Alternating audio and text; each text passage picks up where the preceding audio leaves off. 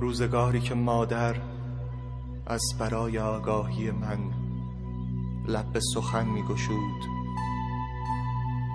عشق را در کلامش، نور را در دلش. ماضی میں تاریخ جب بھی لکھی گئی وہ طاقتوروں کی ایما پر لکھی گئی. کمزور و شکست خوردہ اور عام افراد اس تاریخ میں خال خال ہی ملتے ہیں. دنیا کی بیشتر تاریخ فاتح کی پذیرائی کرتی نظر آتی ہے. شاید اسی لیے بر صغیر کے مورخین نے معاشرے کے کمزور مگر کارآمد طبقے کی تاریخ کے بارے میں نہیں لکھا. تاریخ میں قومیں اور تہذیبیں عروج و زوال سے دوچار ہوتی رہتی ہیں. جب عروج کا وقت ہوتا ہے تو اس وقت ادارے بنتے ہیں، روایات پروان چڑھتی ہیں اور قدریں تشکیل پاتی ہیں. یہ سب چیزیں مل کر معاشرے کو آپس میں جوڑے رکھتی ہیں. اسی مرحلے پر معاشرے میں تخلیقی صلاحیتیں ابھرتی ہیں، آرٹ اور ادب پیدا ہوتا ہے، نئی نئی کاروباری ترکیبیں ذہن میں سوچتی ہیں، اور انہی تخلیقی صلاحیتوں کا اندازہ پارسیوں کو دیکھ کر بخوبی لگایا جا سکتا ہے جنہوں نے زندگی کے ہر شعبہ میں اپنی صلاحیتوں کا لوحہ منوایا ہے. من اسمم آذردخت ستوگیان هست، زرتشتی هستم، از یزد اومدم. زرتشتیوں کا روٹس جو ہے اٹس فرام ایران. پھر ایران میں جو عرب وغیرہ نے کیا حملہ کیا تھا، پھر وہاں انڈیا چلے گئے، پھر آفٹر پارٹیشن پہ تھوڑا یہاں رہ گئے، تھوڑا مطلب انڈیا میں. اور مین دیکھنے جاؤ زورسٹین کا root is from Iran, especially from Yazd وہ وہاں ہے. اور اپنا زیارت کا بھی جو ہے ابھی بھی سارا یزد میں ہی ہے کہ پورے دنیا میں وہاں آ کے زیارت کر لیتے ہیں. اور پاپولیشن بھی جو ہے یزد میں زیادہ ہے، دوسرے شہروں میں بھی Tehran, Shiraz, Isfahan, everywhere. Main is in Yazd population and زیارت کا وغیرہ بھی سب یزد میں. اصل ہم ایران کے فارس کے رہنے والے، ایران میں صوبہ ہے، صوبہ فارس، وہاں کا ہم رہنے والے، اس لیے وہ فارسی ہو گئے. جب ہم ایران چھوڑ کے انڈیا آ گئے تو ہم گجرات کے شوز پہ لینڈ ہوئے تھے. تو وہاں کا جو راجا تھا وہ ہماری زبان نہیں بولتے تھے، نہ ہم ان کی زبان بولتے تھے. تو جب ہم وہاں پہنچے تو انہوں نے ایک مٹکا بھیجا دودھ سے بھرا ہوا، بالکل اوپر تک، کوئی جگہ نہیں تھی اور کچھ ڈالنے کے لیے، یہ بتانے کے لیے کہ بھئی ہمارے ملک میں آپ کے لیے کوئی جگہ ہے نہیں. تو ہمارے جو بیدران کے جو لیڈر تھا، اس نے ایک چمچ چینی ڈالا اور اس دودھ میں ڈال دیا، اور پھر کہا کہ دیکھو دودھ آپ کا میٹھا ہو گیا اور زیادہ وزن بھی نہیں ہوا. اس کے بعد نے فوراً کہہ دیا کہ یہ تین شرط تھی. ایک کہ تبلیغی نہیں ہوگی، کہ ہم تبلیغی نہیں کریں گے کسی کے، ہر ایک کا مذہب کا رسپیکٹ ہوگا، اور جتنے ان کے کسٹم ہے اس کو بھی ہم مانیں گے. زرتشتیوں کا کتاب جو ہے اٹس نون ایز اویستا، جو ہم لوگ آسمانی کتاب بولتا ہے. اور اوریجنل لینگویج جو لکھا گیا اٹس نون ایز دین دبیرا. پھر اس میں ٹرانسلیٹ کر کے پرشین میں، پھر آگے جیسے انڈیا وغیرہ مائیگریٹ ہو گیا، اس میں گجراتی میں، انگلش میں، یہ سب ٹرانسلیٹ ہو گیا. مگر دی مین لینگویج جو پہلے لکھا گیا اٹس دین دبیرا. نوجوت سیریمنی یہ ہے کہ جب بچے کو اپنے دھرم میں لاتے ہیں، اور یہ ہوتا ہے 6، 7، 8 سال کے اندر بچوں کو اپنے دھرم میں لاتے ہیں. نوجوت یہ کہلاتا ہے جب بچہ اپنے دماغ سے عمل کر سکتا ہے اور رائٹ اور رانگ کے درمیان وہ ڈفرینشیٹ کر سکتا ہے کہ کیا غلط بات ہے کیا صحیح بات ہے. یہ پیوبرٹی سے پہلے ہوتی ہے نوجوت، لڑکی عورت بننے سے پہلے ہوتی ہے نوجوت. اور it is the initiation into the Zoroastrian faith. بھائی ابھی ہم زرتشتی بن گئے ہیں، وی آر ٹرو زرتشتیز ناؤ. اس ٹائم پہ ہم ایک بنیان جیسے پہنتے ہیں، اس کو صدرہ کہتا ہے، اور ہم ایک रस्सी जैसे बांधते हैं हमारे वेस्ट की, वो उसको कश्ती कहलाता है। तो जब नवजोत होती है तो उस टाइम पे उस बच्चे को ये पहला जाता है, सदरा और कश्ती।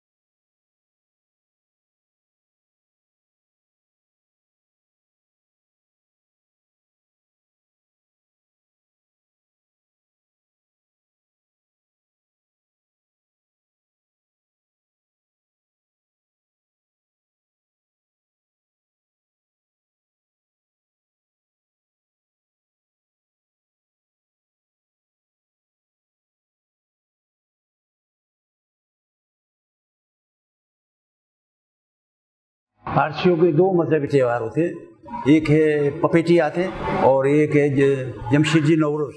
हमारा सबसे बड़ा त्यौहार जो नवरोज़ है वो 21 मार्च का होता है।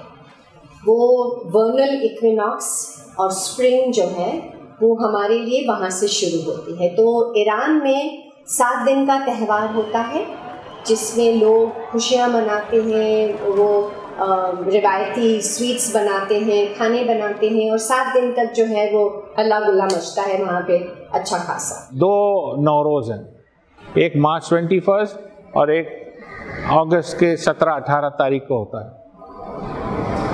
जो मार्च 21 वाले हैं वो जो ईरानी जो होते हैं, ईरानी ज़रतुश्ती है, वो उनको फॉलो करते हैं। और इंडिया पाकिस्तान के हैं वो ये अगस्त के 17-18। और ये जो एक दिन होता है जो बर्थ ऑफ द प्रॉफिट कहते हैं, खौडाद साल, वो एक हमारा ख़ास दिन है जिसका दिन का नाम है खौडाद। वो ख़ास दिन पे वो खौडाद साल होता है, वो अगस्त के एंड में ही होता है।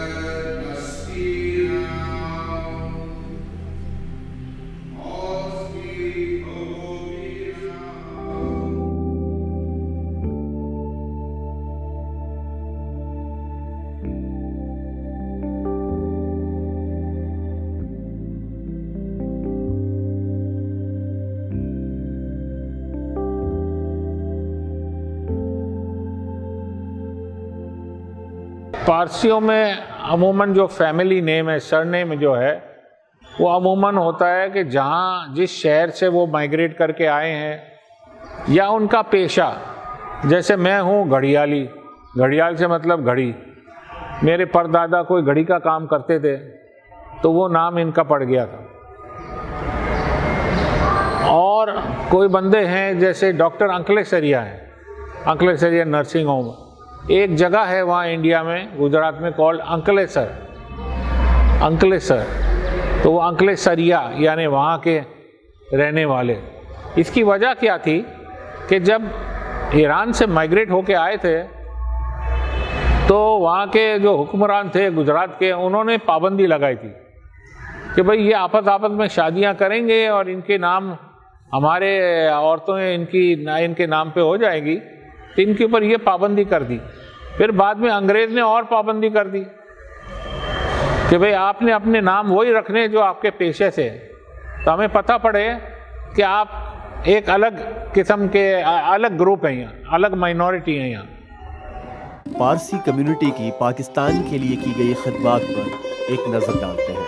खेल के मैदानों से लेकर सहाफ़त की कठिन और मुश्किल राहों तक पारसियों ने बखूबी अपना किरदार निभाया। अगर यहाँ पर पारसी सियासतदानों, कानूनदानों और तालीमदानों का जिक्र ना किया जाए तो ये उन शख्सियात के साथ ज़्यादती होगी। और बात सिर्फ यहीं ख़त्म नहीं होती, अदब और कारोबार में भी ये लोग अपनी मिसाल आप हैं। नया नया था पाकिस्तान उस वक्त। पाकिस्तान की ज़रूरत थी कि कोई सफ़ीर बन जाए। वी वर शॉर्ट, हमारा परमानेंट स्टाफ थे, डिप्लोमेट्स थे, वो बहुत कम थे। डिप्लोमेसी ऐसी चीज़ है कि जिसमें आपने कुछ जादू करें और हो जाएगा, ये गलत बात है।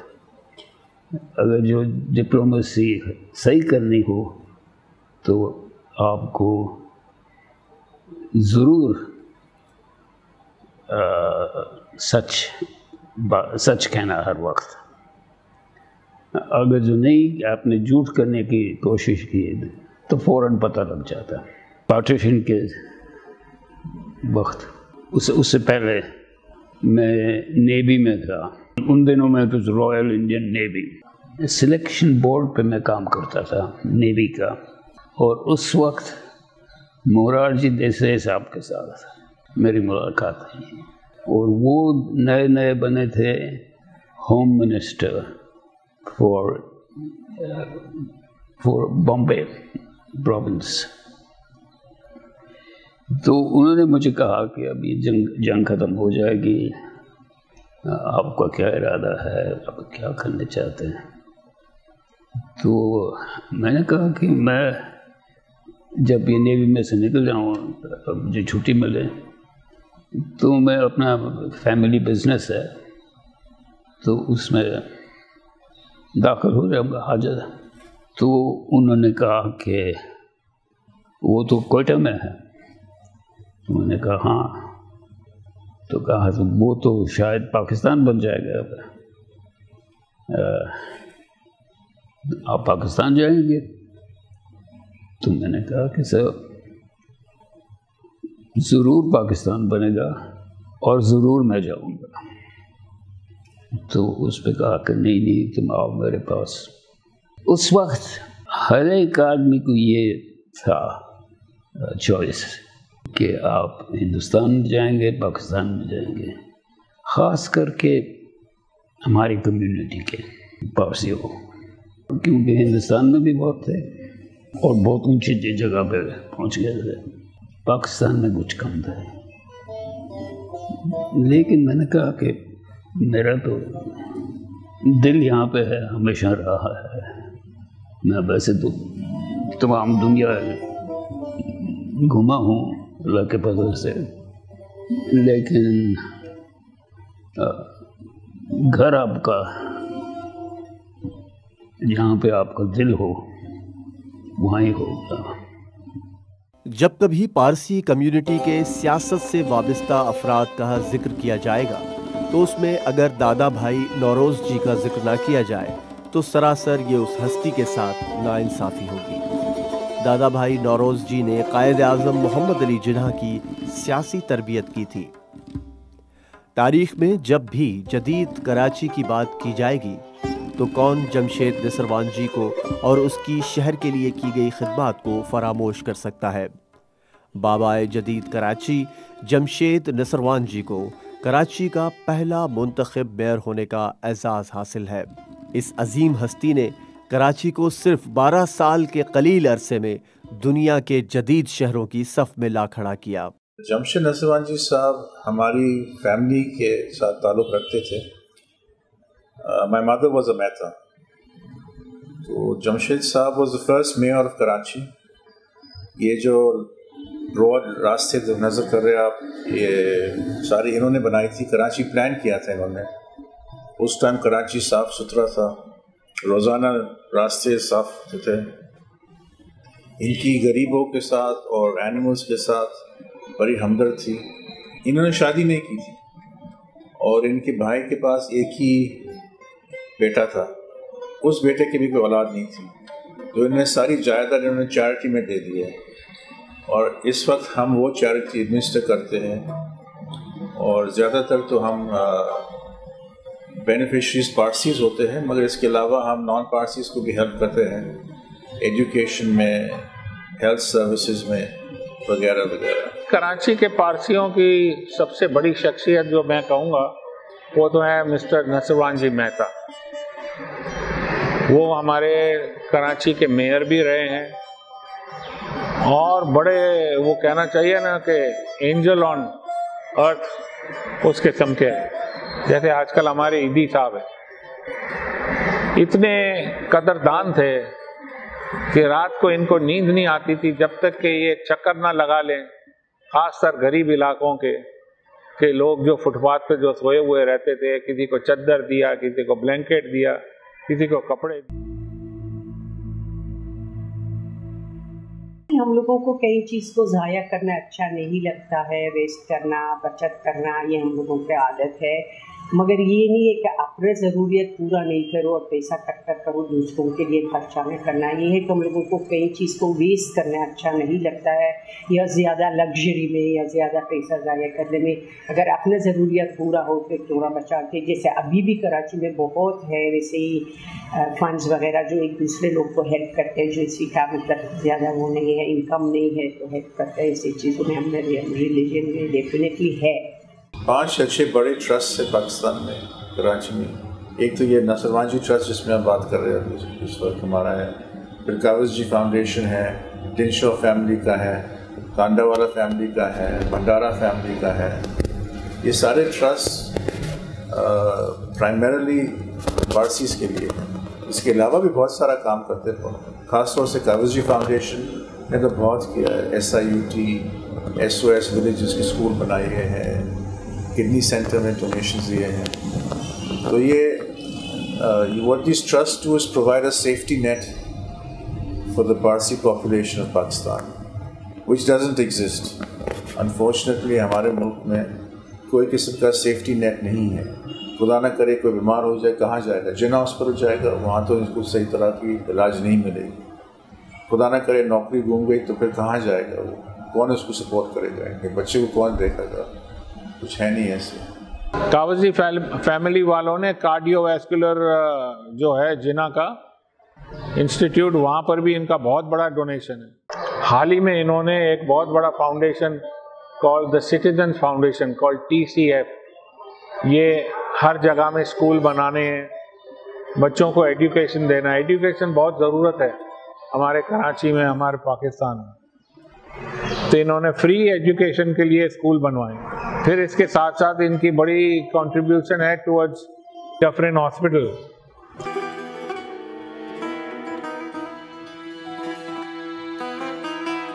لڑکیوں کی تعلیمی اہمیت کو پرکھتے ہوئے اردشیر ہارموس جی ماما نے ماما پارسی گرلز ہائی اسکول جیسے تعلیمی ادارے کی اس وقت بنیاد رکھی تھی جبکہ اس وقت لڑکیوں کو اسکول پڑھانے کا بر صغیر میں کوئی سوچ ہی نہیں سکتا تھا. انڈیپینڈنس کے بعد قائد اعظم محمد علی جناح نے ریکویسٹ کیا کہ پلیز آپ اپنی پارسی اسکول مسلم لڑکیوں کے لیے بھی اویلیبل کریں. تو ریڈیلی ایکسیپٹ کیا ہمارے مینیجنگ کمیٹی نے، اور تب سے it is open to the Muslims also. 1918 میں یہ اسٹیبلش ہوئی ہے. 1 اپریل 1918 میں یہ اسکول بنی. پارسی لوگ عوام کی تفریح کا بھی خوب خیال رکھتے تھے. پارسی سیٹھوں نے سیر و تفریح کے لیے پارکس بھی بنوائے تھے، جن میں جہانگیر پارک صدر جو برہم جی جہانگیر جی راجکوٹ والا نے 1893 میں لوگوں کی سیر و تفریح کے لیے بنوایا تھا. لیکن آج یہ تاریخی پارک حکومت کی بے دھیانی کی وجہ سے زبوں حالی کا شکار ہے. اور دوسرا پارک جو ایک دوسرے انسان دوست پارسی سیٹھ نے کلفٹن کے مقام پر بنوایا تھا، جو کبھی بیچ پارک کے نام سے جانا جاتا تھا، لیکن اب اس پارک کو محمد بن قاسم کے نام سے منسوب کر دیا گیا ہے. کہا جاتا ہے وہی قومیں مہذب اور ترقی یافتہ کہلاتی ہیں جو اپنا تاریخی ورثہ بچاتی ہیں. لیکن ہمارے ہاں ابھی تک عوامی سطح پر اور حکومتی سطح پر لوگوں میں اتنا شعور نہیں آیا. شاید اسی لیے ابھی تک کوئی مناسب اقدامات نہیں اٹھائے گئے. یہ پارسی کمیونٹی کی پراسپیرٹی کا وجہ کیا ہے؟ ایک تو ہمارے نمبر چھوٹے ہیں، مگر موسٹ امپورٹنٹلی ہمارے خیال سے کہ ہمارے باپ دادوں نے ہاؤسنگ بنایا تھا پارسیز کے لیے. اب دنیا کا رول آف تھم ہے کہ آپ کی تنخواہ کا 30% کرایہ پہ جاتا ہے یا مورگیج میں دینا ہوتا ہے. اگر آپ 30% کے بجائے آپ صرف 3% دے رہے ہوگے تو پھر آپ کے پاس یہ سارا پیسہ ہوگا آپ کے بچوں کی پڑھائی کرانے کے لیے, آپ کی اسٹینڈرڈ آف لیونگ امپروو کرنے کے لیے. آپ فریج خرید سکتے ہیں, آپ ٹی وی خرید سکتے ہیں. تو میرے خیال سے سنگل موسٹ امپورٹنٹ فیکٹر جو تھا for the prosperity of the community is the fact کہ ان کی رہائش بہت ہی افورڈیبل کر چکی. مٹتی ہوئی تہذیب کو بچانا ہمارا فرض ہے اور یہ ریاست کی ذمہ داری ہے کہ وہ ان کی مشکلات کا ازالہ کرے اور ان کے سارے گلے شکوے دور کرے. ان کی خدمات کا ذکر ہماری نصابی کتب میں کیا جائے, ان کے جان و مال کی حفاظت کی ان کو یقین دہانی کرائی جائے. پہلی بات تو یہ ہے کہ ہمارے ینگسٹرز جو ہیں وہ اب مائگریشن کے پرپسز پہ نکل رہے ہیں. شادیاں کم ہوتی ہیں اور اگر شادیاں ہوتی ہیں تو 2 بچے سے زیادہ پیدا نہیں ہوتے. اب ہمیں اگر اپنی اینٹی رکھنی ہے تو پھر ہمیں پروکریٹ کرنا پڑے گا, زیادہ بچے پیدا کرنے پڑیں گے. اس حساب سے ریشیوز ڈیتھ کے اس لیے ہیں زیادہ کیونکہ ہماری جو کمیونٹی ہے اب وہ زیادہ ایلڈرلی کے طرف ہے, اور جتنے بھی ہمارے ایلڈرلی ہیں وہ 80+ کے ایج گروپ میں ہیں. سو آبویسلی ڈیتھس جو ہے اس وقت برتھ سے زیادہ ہے. شادیاں اتنی جلدی ہو نہیں رہی ہیں, بچے مائگریٹ کر کے جا رہے ہیں. مائگریٹ کرنے کی وجہ یہ ہے کہ ابھی کے نوجوان آگے بڑھنا چاہتے ہیں, دنیا دیکھنا چاہتے ہیں, تو وہ لوگ کہتے ہیں ہم باہر ملک میں جائے اور ایڈوکیشن لے. جو ان کو اسپیشلائز کرنی ہو, کوئی سرٹن فیلڈ اسپیشلائز کرنی ہو تو وہ باہر ملکوں کی, باہر کی یونیورسٹیوں میں جا کے اسپیشلائز کرتے ہیں. اور وہ پورے پاکستان میں سب جگہ آپ دیکھیں گے ابھی کے نوجوان پاکستان میں رہ کر پڑھائی نہیں کرنا چاہتے کیونکہ کبھی اسکول بند ہوتی ہے, کبھی کیا ہوتا ہے, گڑبڑ ہو گئی کچھ. باہر کے ملکوں میں زیادہ چیزیں ہیں جس سے وہ لوگ آگے بڑھ سکتے ہیں. حکومت وقت کو اس اعتبار سے بھی اقلیتوں کا خاص خیال رکھنا چاہیے کہ ہمارا قانون اور اسلامی تعلیمات ان کے حقوق کی پاسبانی کرتے ہیں, لیکن آج تک اقلیتوں کے ساتھ عملی طور پر نہ تو ریاست نے وہ سلوک اپنایا ہے اور نہ ہی ہمارے مذہبی رہنماؤں نے. سیکیورٹی جو ہے بہت بڑا ایشو بن گیا ہے, اور ہم چونکہ ایک مائنورٹی میں ہیں, آف کورس یہ ہوتا ہے کہ ہم کچھ بھی کریں گے تو شاید جو دیکھ رہے ہیں وہ شاید ان کی نظروں میں آئیں, اس سے بھی ایک خطرہ تھوڑا سا ہوتا ہے ہمیں. آف کورس یہ ہمارا ملک ہے, کون اپنا ملک چھوڑ کے جانا چاہے گا. اگر حالات بہتر ہو جاتے ہیں تو کوئی اپنا ملک چھوڑ کے نہیں جائے گا, لیکن جو ہم دیکھ رہے ہیں سیکیورٹی کے حساب سے جو جیسے حالات ہیں ہمارے کنٹری میں پولیٹیکلی بھی اور طریقے سے بھی, تو مجھے نہیں لگتا کہ ہماری جنریشن تو پھر بھی جیت جائے گی, لیکن مجھے نہیں لگتا کہ ہمارے بچے جو ہیں وہ یہاں پہ رہ پائیں.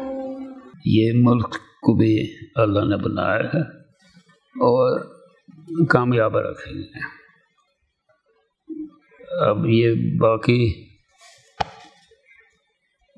جس نے رہنا ہے یہاں پہ امن سے رہنا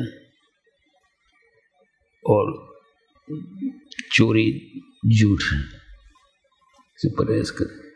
ضرورت اس بات کی ہے کہ اس کارآمد کمیونٹی کی مٹتی ہوئی تہذیب کو بچایا جائے اور کلچرل ڈائیورسٹی کو بھی برقرار رکھا جائے.